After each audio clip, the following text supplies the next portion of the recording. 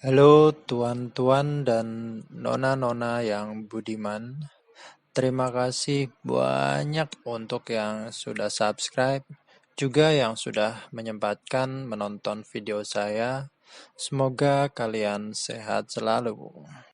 Menjadi PNS mungkin adalah impian sebagian besar orang Indonesia. Terbukti hampir di setiap bukaan CPNS yang mendaftar pasti lumayan banyak. Apakah Anda salah satunya? Ada peribahasa yang bunyinya, menantu ideal adalah seorang PNS.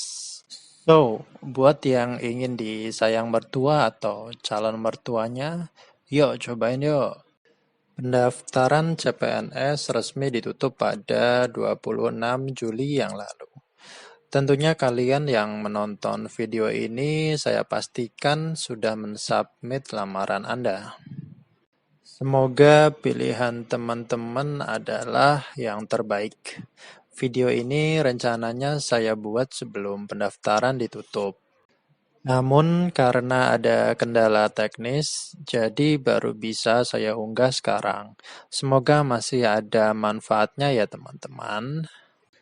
Di sini saya tidak akan berbagi latihan-latihan soal, karena teman-teman yang upload di YouTube tentang soal-soal tes CPNS pasti sudah banyak. Saya hanya ingin berbagi semangat melalui pengalaman saya waktu penerimaan CPNS dulu. Saya sudah berkali-kali ikut seleksi CPNS, mungkin 4 sampai 5 kali percobaan dan akhirnya alhamdulillah lulus. Ada juga yang 1 kali tes langsung lulus. Mungkin inilah yang dinamakan indah pada waktunya. Memang momennya pas sekali. Pas saya lulus CPNS, pas anak pertama saya lahir. Jadi buat teman-teman yang akan berjuang, terutama yang sudah berkali-kali mencoba, yang sudah malas untuk membaca dan latihan soal, yang usianya mungkin sudah mencapai batas maksimal penerimaan CPNS, seperti saya, berikut saya akan berbagi pengalaman yang mudah-mudahan bisa membantu. Yang pertama, tentukan formasi yang tepat. Semoga teman-teman kemarin sudah tepat memilih formasinya ya. Kalau saya dulu melihat formasi yang peluangnya besar. Peluangnya besar itu maksudnya adalah formasi yang dibutuhkan paling banyak. Atau yang mendaftar baru sedikit, jadi saingannya juga sedikit. Maka kemungkinan untuk lolosnya besar. Yang kedua, persiapkan dokumen yang diupload sebaik-baiknya sesuai dengan yang diminta oleh BKN atau instansi yang kita lamar. Beberapa waktu yang lalu saya membaca sebuah artikel, ada pelamar yang melakukan kecurangan dengan memalsukan surat lamaran menggunakan materai palsu.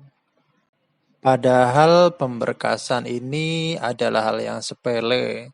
Namun jika disepelekan, akibatnya kalian akan gugur sebelum bertanding.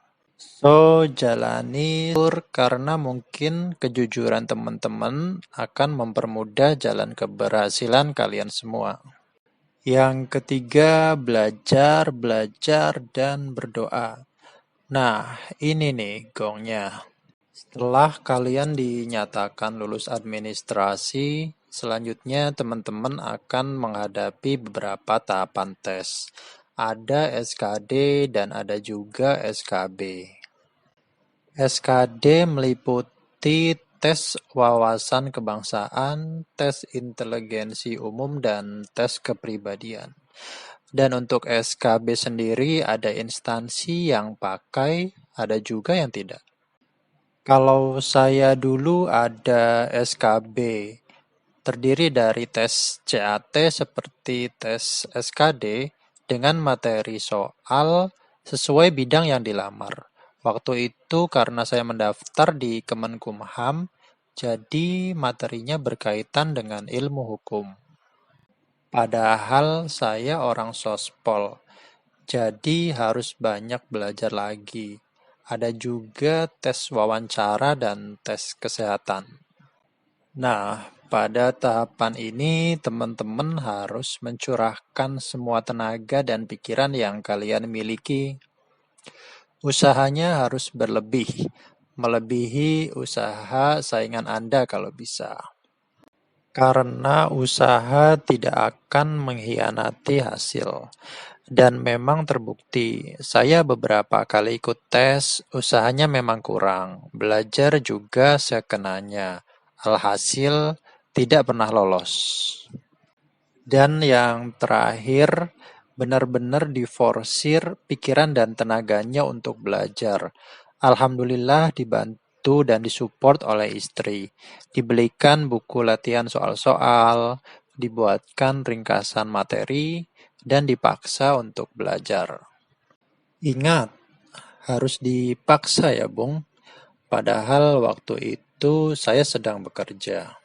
Sebagai seorang marketing, orang lapangan yang sering pulang malam, banyak survei nasabah ke luar daerah. Rasanya capek, males buat membaca, apalagi latihan soal. Nah, buat kaum rebahan yang suka mager, tidak ada satu tips pun untuk kalian lolos CPNS jika kalian malas-malasan. Kalaupun ada, ya tipsnya itu cuma satu. Harus berjuang, harus dipaksa. Sekali lagi, lebihkan usahamu dari yang lain. Anggaplah penderitaan ini hanya sementara. Nikmati saja. Bayangkan kalau sudah menjadi PNS, kalian akan hidup lebih enak, tidak secapek di swasta, tidak pulang-pulang malam, survei keluar daerah. Pokoknya bayangkan yang enak-enak deh. Insya Allah usaha kalian tidak akan mengkhianati hasil. Tidak lupa kencangkan sholatnya, doanya, sedekahnya, minta kepada Tuhan agar dimudahkan usahanya sesuai dengan agama masing-masing ya Bung. Oh iya, waktu itu saya juga bernazar. Buat yang non-Islam, bernazar itu gampangnya berjanji untuk kebaikan, namun wajib dilakukan jika permintaannya sudah terpenuhi. Misalnya, kalau saya lulus nanti, saya akan mengumrohkan orang tua saya. Kita tidak tahu mana usaha yang dijawab oleh Tuhan, jadi lakukanlah semua kebaikan. Kiranya hanya itu yang bisa saya bagikan. Pokoknya semangat berjuang. Saya doakan semoga teman-teman berhasil dan menjadi ASN yang membawa perubahan. Perubahan yang baik bagi negeri kita tercinta. Terima kasih sudah menonton. Sampai jumpa di video-video selanjutnya.